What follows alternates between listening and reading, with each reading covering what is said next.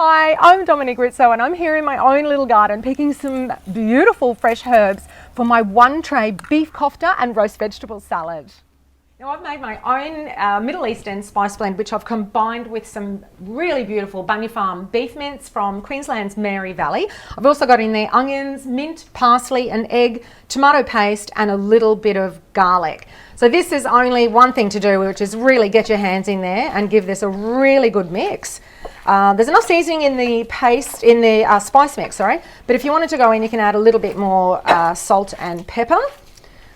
For the sweet potato, bean and onion mix, I've already tossed that with some olive oil. All I've got to do is add in a little bit of smoked paprika and roast those in the oven on a baking tray for about 10 to 15 minutes, probably about 10 minutes, in a nice hot oven of about 200 degrees. Now, once you've got the mince all sorted, simply just wrap it around a bamboo skewer that you've had soaking in some water. This just stops them from burning, particularly if you're going to cook these on the barbecue.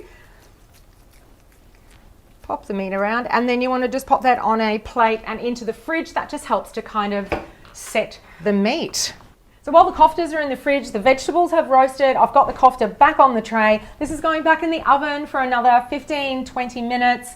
Nice hot oven still until those kofta are cooked. And quite simply, to serve the dish, I'm going to dollop it with some delicious, naturally thick yogurt, mint, garlic, and a squeeze of lemon.